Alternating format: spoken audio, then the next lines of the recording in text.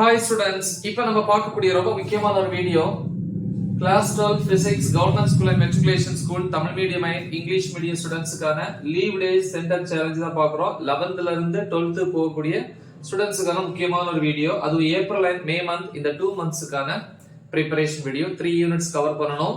3 units cover பண்ணோம்னா public exam பொறுத்த வரைக்கும் 70 marks எக்ஸாமுக்கு வந்து 48 above ஈஸியா அந்த 3 unitsல இருந்து ஸ்கோர் பண்ணலாம். 2 units முடிச்சிட்டோம். இன்னைக்கு வந்து 3rd யூனிட்டோட 2வது நாள் தான் ஃபாலோ பண்றோம். ஐ மீன் டே 20க்கான ஷெட்யூல். எல்லா டாபிக்ஸும் தமிழ்லயும் இங்கிலீஷ்லயும் டீச் பண்ணி அப்லோட் பண்ணியிருக்கிறேன். அந்த வீடியோஸோட லிங்க் இந்த வீடியோ டிஸ்கிரிப்ஷன்ல கொடுத்துருக்கிறேன். அதை கிளிக் பண்ணி நான் சொல்லக்கூடிய டாபிக்ஸை ப்ரிப்பேர் பண்ணுங்க. சரியா? சோ ஓகே, நீ டே 20 பொறுத்த வரைக்கும் மார்னிங் அல்லது ஆஃப்டர்நூன் உங்களுக்கு எந்த டைம் வேணாலும் ஃபாலோ பண்ணிக்கலாம். நான் காலையில டைம் கொடுத்துருக்கிறேன்.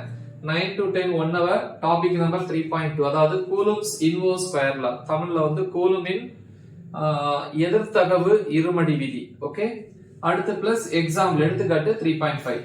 திருப்பி 10 to 10:15 15 minutes வந்து பிரேக். 10:15 ல இருந்து 11:15 வரைக்கும் 1 hour வந்து டாபிக் நம்பர் 3.2.1, அதாவது magnetic field due to a bar magnet அல்லது மேக்னெட்டிக் டைபோல் எங்க at a point on its axial line. தமிழ்ல அச்சுக்கோட்டில் ஒரு புள்ளியில் காந்தப்புலம், சிம்பிளா சொல்ல போனா. ஓகேவா? எஸ். 11:15 to 11:30 இந்த 15 minutes இந்த क्वेश्चन எழுதி பாருங்க, ரொம்ப முக்கியம். அடுத்து 11:30 ல இருந்து 11:45 வரைக்கும் 15 minutes வந்து பிரேக்.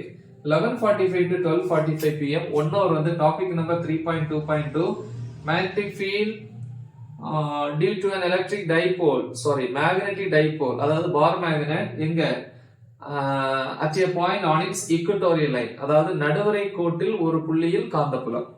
அடுத்து எக்ஸாம்பிள் எடுத்துக்காட்டு 3.6 சேர்த்து பார்க்கணும். 12:45 ல இருந்து 1 வரைக்கும் இந்த 15 minutes வந்து இந்த டாபிக்கை பிராக்டிஸ் பண்ணுங்க. சோ இது டே 20க்கான ஷெட்யூல். முக்கியமான ஒரு ஷெட்யூல். நல்லா தெளிவா பிராக்டிஸ் பண்ணுங்க. மறக்காம இது உங்க ஃப்ரெண்ட்ஸுக்கு ஷேர் பண்ணுங்க. All the best. Thank you.